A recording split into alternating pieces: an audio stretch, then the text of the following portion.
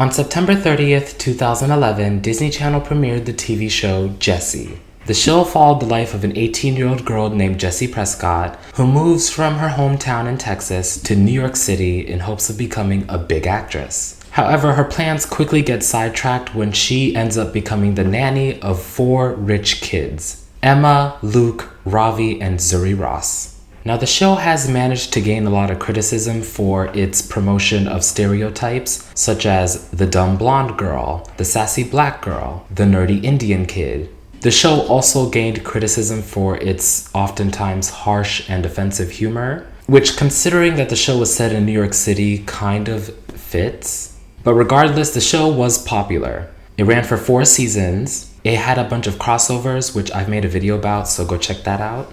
It spawned a spin-off series, which ended up becoming the longest-running Disney Channel live-action series of all time, with over 160 episodes across 7 seasons. And the most-watched episode of Jessie garnered 7.3 million viewers, which was very exceptional for the time. And that episode happened to be only the 9th episode of the entire series, like season 1, episode 9. And that was just a random episode. The only reason that it got so many viewers is because it aired directly after the Wizards of Waverly Place series finale, which gained over 10 million viewers. So Jessie kind of stole viewers from that, which is a very common Disney Channel practice. Anyways, my point is Jessie was a popular show, and it had a lot of breakout characters in my opinion. I feel like a lot of people loved the character Zuri, who was played by Sky Jackson. I feel like people also love Jessie because she's the main character and she's played by Debbie Ryan, who is the queen of memes, by the way. But one breakout character from this show that I feel like a lot of people definitely loved was Luke Ross. Luke was one of the middle children, and his character was pretty much like a stereotypical straight teenage boy in my opinion. Like, he was gross, he liked video games and chasing girls. He had a huge crush on Jessie throughout the entire series and was constantly like trying to show affection towards her, but she kept shutting him down every time. He could dance, I will say that. And I guess because he was a cute kid and he's got moves and he's got freckles, he did get a lot of attention, which is why I think Luke's character and also his actor became like such a breakout star from this show. Disney kind of saw his marketability, so they gave him a role in the movie Descendants, which was a very, very big deal. It premiered in 2015 to nearly 9 million viewers. Disney hadn't seen numbers for a TV movie that high since like peak Disney in the late 2000s. But another thing that Disney Channel did was give Cameron Boyce his own TV show.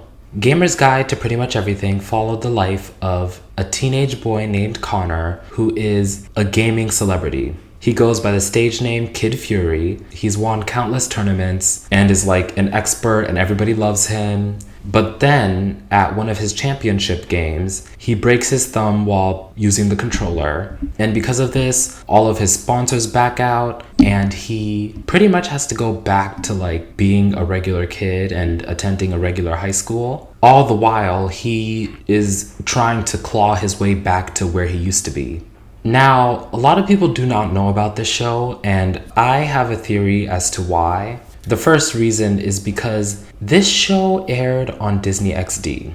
Now, if you don't know, Disney XD is sort of like Disney Channel's sister channel, or brother channel in this instance. And Disney XD as a whole didn't receive as much promotion as Disney Channel. In fact, it was very common for a Disney XD show to premiere its special episodes on Disney Channel because they knew that's where all the eyes were, that's where all the money was, that's where all the promotion was. And Disney XD was sort of like an afterthought.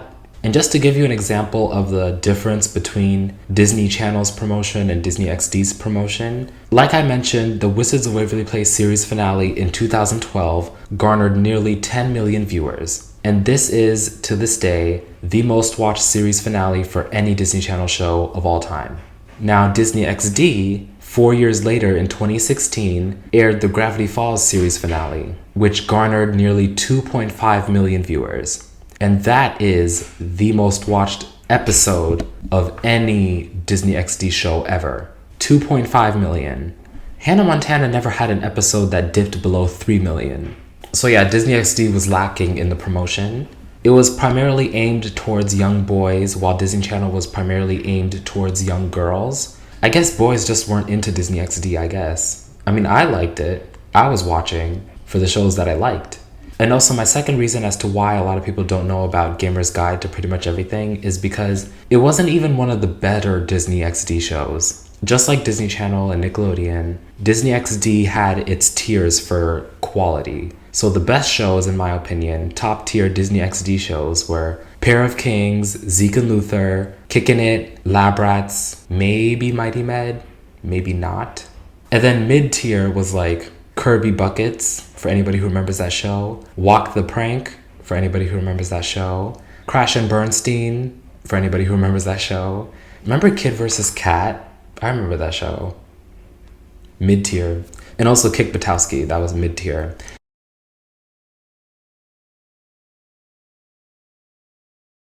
And then bottom tier Disney XD shows was like Pickle and Peanut, aka the worst show ever invented. You're gonna make that show available to stream on Disney Plus, but not Gamer's Guide. And in my opinion, the third and final reason why Gamer's Guide to Pretty Much Everything is unbeknownst to most people is because of the unfortunate and untimely passing of the lead actor, Cameron Boyce, which I'll talk about later towards the end of this video. Now, I watched Gamer's Guide to Pretty Much Everything from beginning to end. It wasn't that difficult because the show only had about 40 episodes and it was canceled after its second season due to low ratings, which is a shame because I actually kind of enjoyed the show in a weird way. Like I said, it's about video games, which I feel was a big thing in the mid-2010s. I know there was like YouTube gaming channels and everything, which are still popular today. But I don't know, maybe gaming was even bigger back in 2015 because that same year, Game Shakers also premiered and that was a show about gaming. So maybe 2015 was just the year of gaming. I also do really like Cameron Boyce as a main character. I feel like his character Connor was actually a lot more interesting than Luke on Jessie. Every episode, he'd have these scenes where he's talking one-on-one with the camera because he's still a celebrity, like a gaming celebrity, and he's chatting with his fans online. And I feel like that added a lot of personality, and it made a lot more sense in this show than in a show like Liv and Maddie, which that never made any sense to me why they kept cutting into like the character's inner thoughts, like it was some sort of reality show or something. And Cameron was a good actor. His acting on this show feels more natural than on Jessie, where sometimes I feel like the acting was forced, not just for his character, but for like everybody on that show. Now we move on to like the background characters. Connor makes some quick friends at his new high school.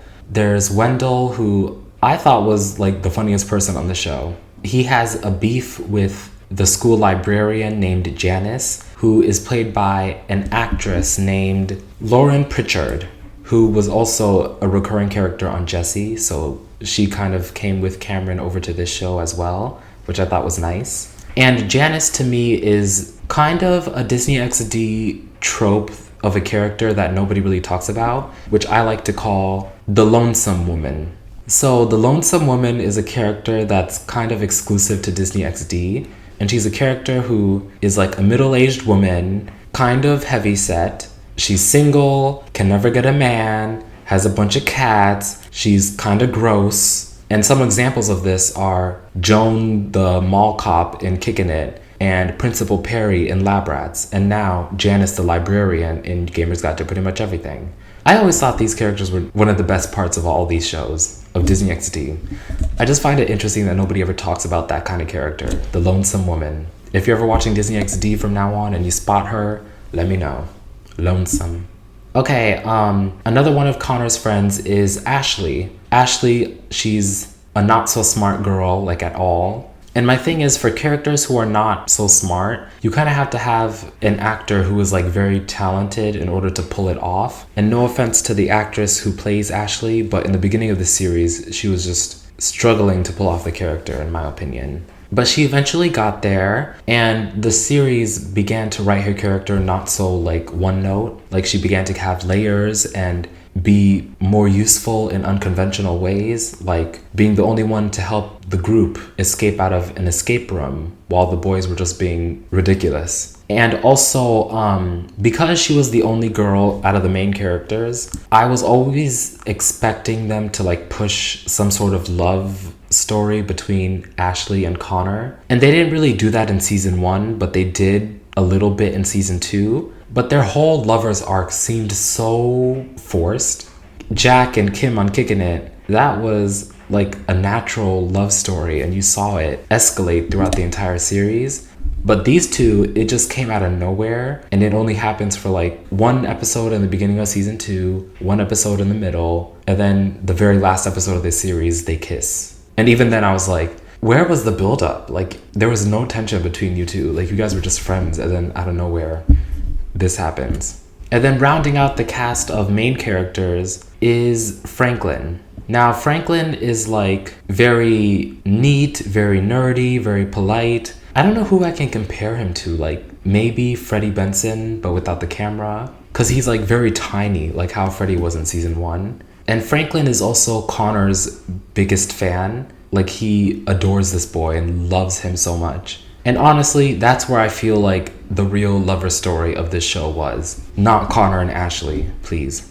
Now, Connor and his 3 new best friends, Ashley, Franklin, and Wendell, all form a gaming team called Team Fury, and they work with Connor to get back to that championship status. While working their way up to championship status, the group faces some of Connor's past enemies, such as Lika, the mean Asian girl, and Spencer, the deceiving, troublemaking kid. Okay, now I'm just going to talk about like some plot lines and side characters and stuff about the show. The show's local hangout is a place called Billy the Squid's, which is like a 0-star restaurant that serves gross seafood. I support that because I personally don't like seafood. I think it's gross. I'm sorry. I just was never a fan. And the person who runs Billy the Squid is a Jamaican man named Billy, who is played by Boogie, who you may know as Tebow from iCarly. So I thought that was fun. Also, I just wanted to say that this show's theme song is like low-key a hit.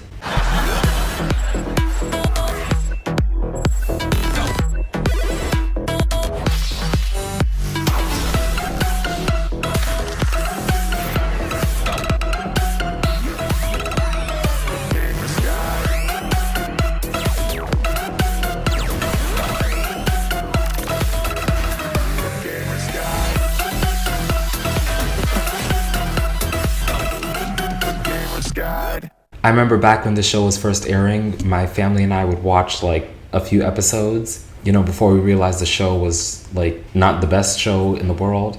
But the one thing that was always good was that theme song. And my little cousin, she always loves to dance. And whenever that theme song came, she'd always bust a move. And that's one thing about the show that I'll always remember, the theme song that made my cousin dance.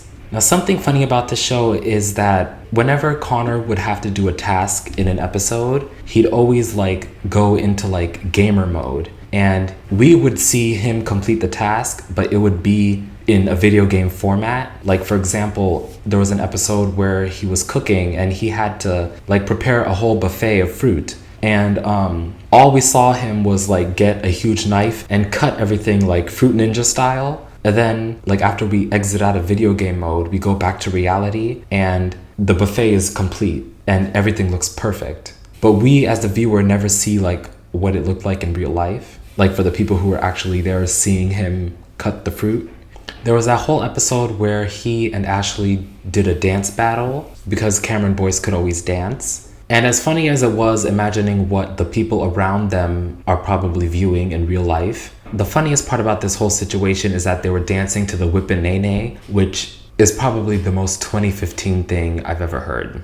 I always thought that was one weird thing about the show. It's kind of like That's So Raven. Whenever Raven would have a vision, she'd just like tune out. But at least in Raven's defense, she never did anything. Like, when she had a vision, she just stood still, had the vision, and then continued on with her life. But Connor, whenever he'd go into video game mode, he'd complete all sorts of ridiculous tasks. And we would see what he sees, but we never see what everybody around him sees. Another thing about the show is that whenever I'm watching a TV show, I try to make it a game to like guess where it's set. Based off of context clues, I'm pretty sure this show is set in California, just because the school that they go to has a rivalry with a nearby school in the same city called West Yuba High. And I remember the name Yuba from like a mysterious disappearance case from the 1970s. And that happened in Northern California, I remember that. And also there's an episode in the show where they drive to Mexico and become wrestlers. And they also visit San Francisco, which they insinuate is not far from where they live. This show also had Markiplier guest star, which I thought was pretty cool. I mean, I know he's like a big gaming YouTuber. And they also featured a lot of scenes that were shot outdoors, which you don't typically see on Disney Channel. That's kind of also a Disney XD exclusive, which I feel makes the show more interesting whenever they have scenes that are filmed not on a set, which can kind of feel constrictive. Like I mentioned, the show had 2 seasons. It ran from 2015 to 2017. There wasn't much difference between season 1 and season 2. The theme song stayed the same, as it should have.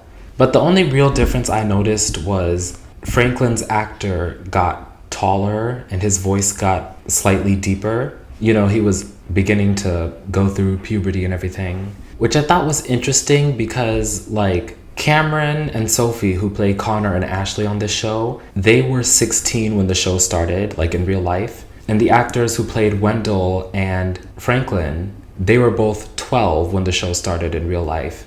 However, Wendell's character looked 16 years old, like Connor and Ashley, but Franklin's character was so obviously younger than everybody else. The only other change that I noticed in season 2 was that the actress who played Janice lost a considerable amount of weight, which good for her, but I feel like it kind of takes away from like the lonesome woman trope that Disney XD had going.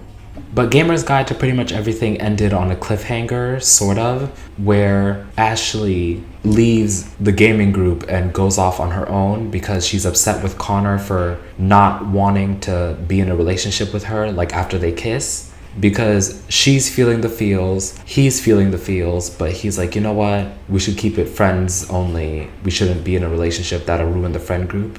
And then she's like, oh no, I don't want to do that. And then she leaves. Okay, now on a more serious note, something that I found really disturbing about this show was the fact that out of every Disney show and every Nickelodeon show and any Disney XD show, any show that I've ever talked about on my channel, Gamer's Guide to Pretty Much Everything talks about and references death more than any other type of content I've ever seen. Oh, he's dead now. We almost died! But we didn't! I can't believe it!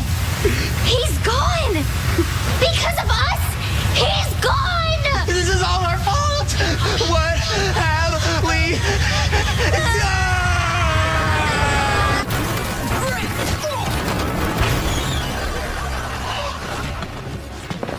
done? Watch out, dude.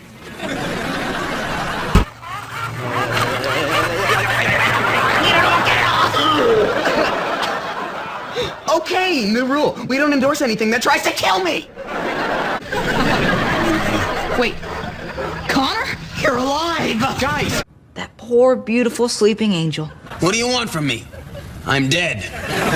Like literally every other episode, there's some mention of death or somebody dying or somebody about to die, almost died, something like that. And considering that the lead actor of this show passed away so young and so unexpectedly, it kind of leaves a bad taste in the mouth, which I'm assuming is why this show is to this day not available to stream on Disney Plus. I had to bootleg it on Dailymotion, except for one episode I actually had to buy on iTunes. And back to the passing of Cameron Boyce. Cameron passed away on July 6th, 2019 at the age of 20. His death was due to something called SUDEP, which is sudden unexpected death in epilepsy. So essentially he had a seizure in his sleep, and he had been experiencing seizures for quite some time before his death. His very first one was when he was 16 years old, which would have been around the time he was filming season 1 of Gamer's Guide to Pretty Much Everything.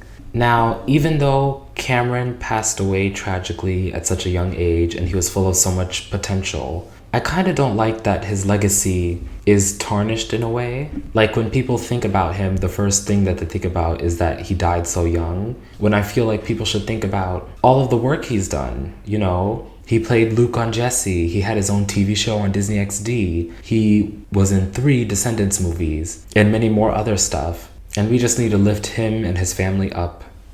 Anyways, that's all I have for today. Have you ever seen Gamer's Guide to Pretty Much Everything before? Let me know. Also, what was your favorite role that Cameron Boyce ever played? I'd love to know. Alright, bye!